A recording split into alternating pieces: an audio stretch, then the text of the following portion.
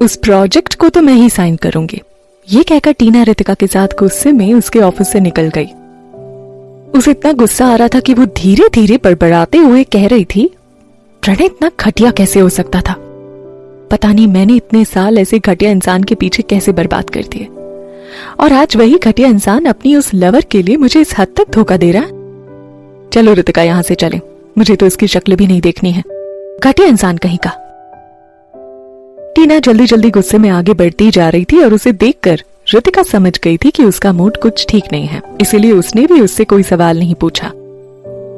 और फिर जैसे ही वो बाहर आई तो सामने रणविजय की भेजी हुई गाड़ी खड़ी थी। गाड़ी देखते ही वो दोनों उसमें बैठ गईं और बैठते ही टीना ने ड्राइवर से कहा, जल्दी चलो, कहीं मीडिया वाले यहां तक भी ना आ जाएं और फिर उनके वो बेकार के सवाल जवाब ना शुरू हो जाएं। टीना, तुम ज्यादा मत सोचो, तुमने जो किया वो बिल्कुल ठीक था। उन दोनों ने तुम्हारे साथ बहुत गलत किया है, अब उन्हें उसकी सजा तो मिलनी ही चाहिए, रितिका ने उसे समझाते हुए कहा। नहीं रितिका, ऐसी बात नहीं है। मैं तो सोच रही थी कि प्रणय कितना घटिया इंसान है, जिसने उस दिन सिर्फ यूसुफा को चोट लगने की वजह से मुझसे शादी करने से इनकार कर दिया।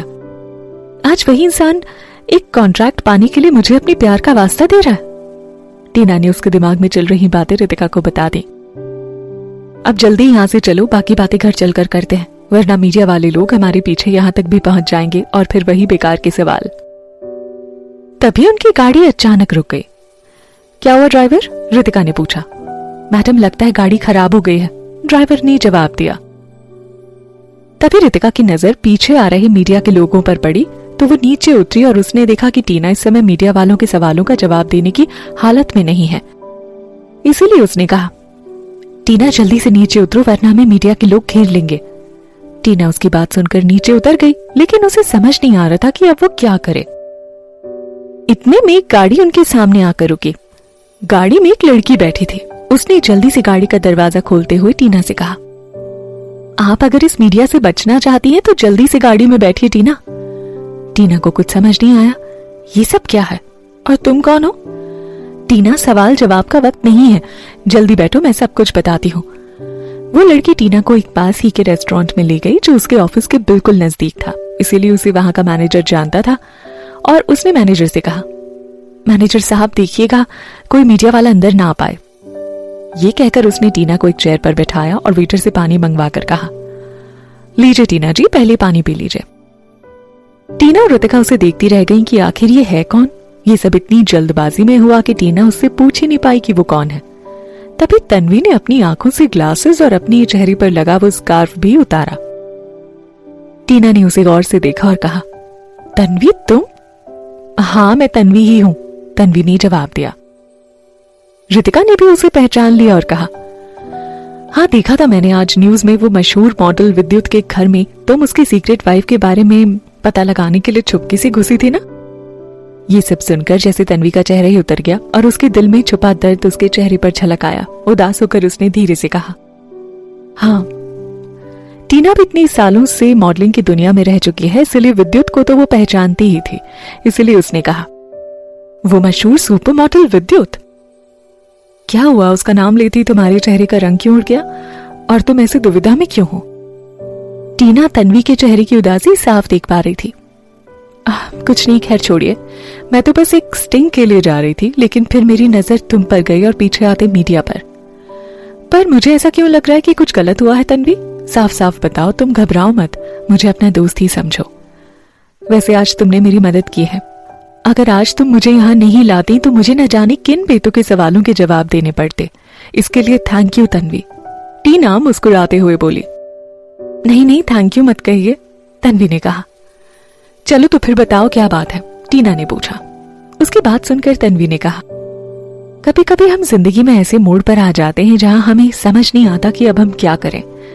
उसके दिमाग में भी अपने बॉस की वो धमकी और विद्युत से किया वो वादा ही चल रहा था।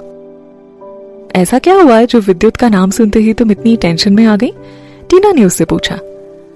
विद्युत एक सुपरस्टार मॉडल था, इसलिए टीना भी उसे जानती थी, लेकिन न जाने क्यों उसे तन्वी को देखकर लगा जैसे वो भी उसकी तरह किसी परेशानी में है और वो खुद भी थोड़ा थकी हुई थी। इसलिए उसने रितिका से कहा, चलो पहले कॉफी पीते हैं और फिर आराम से इसकी पूरी बात सुनेंगे। हाँ तो अब बताओ क्या बात है, टीना ने कॉफी पीते पीते पूछा। लगता है उसके साथ भी कुछ धोखा हुआ है। टीना ने तन्वी की ओर देखते हुए धीरे से कहा। टीना, मैंने तुम्हारे बारे में देखा ऑनलाइन पर कुछ खबरें आ रही हैं। अच्छा नहीं किया यूसुफा ने तुम्हारे साथ। तन्वी कुछ सोचते हुए बोली। छोड़ो इस बात को, उससे तो मैं डील कर लूंगी। तुम बताओ क्या हुआ है, तुम्हारा दिमाग कहाँ है? टीना ने कहा। मैंने तो खुद सौदा किया है, या यूं कहूं कि जिंदगी ने मुझे ये करने के लिए मजबूर कर दिया। लेकिन आजकल दुनिया में जो जैसा दिखता है असल में वो अंदर से वैसा होता नहीं है। तन्वी ने विद्युत की तरफ इशारा करते हुए कहा। लेकिन ऋतिका और टीना को उसकी कोई बात समझ नहीं आई, इसलिए उन दोनों ने कंफ्यूज होकर कहा, ऐसा क्या हुआ है? तन्वी ने मनी मन सोचा कि वो कैसे बताए टीना को कि उसने विद्युत से शादी इसलिए की है क्योंकि उसे अपने भाई की जान बचानी थी। अगर वो ये शादी नहीं करती तो शायद आज वो अपने भाई को खो देती। लेकिन वो उन्हें ज्यादा कुछ नहीं बता सकती थी क्योंकि विद्युत से उसने वादा किया था कि वो किसी को इस बारे में पता नहीं चलने देगी और ये शादी उनकी एक सीक्रेट शादी बनकर ही रहेगी।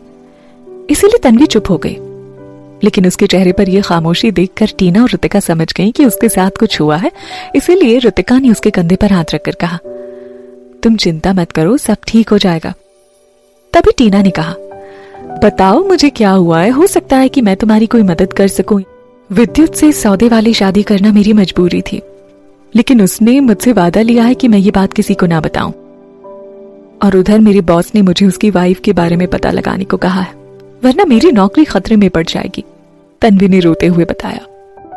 तुम चुप हो जाओ, तुमने उससे शादी किस मजबूरी के लिए की है ये तो शायद तुम हमें नहीं बताना चाहती हो, तो कोई बात नहीं। लेकिन अगर तुम अपनी नौकरी को लेकर परेशान हो तो तुम चिंता मत करो, टीना ने तन्वी को समझाते हुए कहा। तभी टीना के फोन की घंटी बजी तो वो उठकर दूर चली गई और उसने फोन उठाया। तुम कहाँ हो? मैंने तुम्हारी गोवा जाने की टिकट्स करवा दी हैं, रणविजय ने कहा। तुम चिंता मत करो, मैं ठीक हूं, टीना ने कहा। टीना समझ गई थी कि रणविजय जानता था कि वो प्रणय के ऑफिस गई है, क्योंकि उसे उसकी हर बात की खबर रहती थी ताकि अगर उसे कोई परेशानी हो तो वो कुछ कर सके। लेकिन टीना ने उससे वादा लिया था कि वो प्रणय और यूसुफा से अपना बदला खुद लेगी, इसलिए वो दूर से नजर रखता था। इसलिए टीना ने उसे बताया, हमारी गाड़ी खराब होने की वजह से मैं यहाँ पास ही के एक रेस्टोरेंट में हूँ। कोई बात नहीं, मैं वहां खुद अभी पहुंचता हूँ, रणविजय ने कहा। ठीक है, मुझे कुछ छोटा सा काम रह गया है प्रणय के ऑफिस में, मैं अभी वहां से होकर आती हूँ। तुम्हें आने की जरूरत नहीं है, मैं मैनेज कर लूंगी, टीना ने फोन रखते हुए कहा। मैं ये नौकरी अपने हाथों से नहीं गंवा सकती हूँ, तन्वी ऋतिका को बता ही रही थी। तुम चिंता मत करो, कुछ ना कुछ हल निकल ही जाएगा, टीना ने वापस आकर कहा। वैसे जहां तक मैंने विद्युत के बारे में सुना है, मुझे नहीं लगता कि वो ऐसा इंसान है जो औरतों की इज्जत ना करता हो। इसलिए मैं तुम्हारी निजी जिंदगी के बारे में तो नहीं जानती हूँ, लेकिन मुझे लगता है तुम्हें अपने इस रिश्ते को थोड़ा वक्त देना चाहिए। हो सकता है तुम विद्युत को समझ नहीं पाई हो या आगे चलकर तुम्हारे इस रिश्ते में कुछ बदलाव आए। मेरे कहने का मतलब यह है कि विद्युत के मन में तुम्हारे लिए कोई फीलिंग्स जाग जाए। टीना की बातें सुनकर तन्वी के मन में एक उम्मीद जागी कि काश ऐसा हो जाए। क्या कभी विद्युत उसे दिल से अपनाएगा? क्या वो उसे कभी प्यार करेगा? क्या वो उसे दुनिया के सामने अपनी बीवी स्वीकार करेगा? ये सारे सवाल उसके मन में उठने लगे। क्या उसकी भी एक प्रेम कहानी होगी या फिर उसका ये रिश्ता एक सौदा बनकर ही रह जाएगा? लेकिन तभी उसके दिमाग में कल रात वाला विद्युत का चेहरा घूमने लगा। उसे समझ नहीं आ रहा था कि वो अब क्या करे, पर फिर उसका ध्यान टीना और ऋतिका की तरफ गया। उसकी बातें सुनकर न जाने क्यों तन्वी को थोड़ी राहत मिली और उसने भी कहा, टीना तुम एक बहुत अच्छी मॉडल रह चुकी हो, लेकिन किसी और की वजह से तुमने जो अपनी जगह खोई है, मुझे उम्मीद है तुम एक दिन जरूर एक सितारा बनकर चमकोगी। टीना ने भी तन्वी को गले से लगाते हुए कहा, देखो तन्वी, मेरी शादी रणविजय से किन हालातों में हुई है ये मैं ही जानती हूँ। प्यार में धोखा खाना मुश्किल होता है और एक अनजान से रिश्ता जोड़ लेना उससे भी ज्यादा मुश्किल होता है। तुमने विद्युत से शादी मजबूरी में की है, लेकिन देखना कभी कभी जल्दबाजी में लिए फैसले भी हमारी जिंदगी के सबसे अच्छे फैसले बन जाते हैं। खैर अब चलो टीना, चले, हमें वो कॉन्ट्रैक्ट साइन करने की तैयारी भी तो करनी है, तन्वी ने टीना से कहा। तुम वहां पीछे वाले गेट से निकल जाओ, आओ मैं तुम्हारी हेल्प कर देती हूँ। इस तरह तुम सेफ भी निकल जाओगी और मीडिया भी तुम्हें देख नहीं पाएगी। एक बार फिर तुम्हारा धन्यवाद तन्वी। तुम्हें अगर कभी भी मेरी मदद की जरूरत हो तो बताना, हाँ? मैं बस एक फोन कॉल की दूरी पर हूँ तुम्हारे लिए, हमेशा। और ये कहते हुए टीना वहां से निकल गई, लेकिन तन्वी अभी भी वहीं खड़ी थी, अपनी सवालों से घिरी हुई। जहां तन्वी ने विद्युत से शादी तो की थी, लेकिन इस शर्त पर कि वो हमेशा बनकर रहेगी उसकी सीक्रेट वाइफ। क्या तन्वी खोल देगी इस रिश्ते का राज?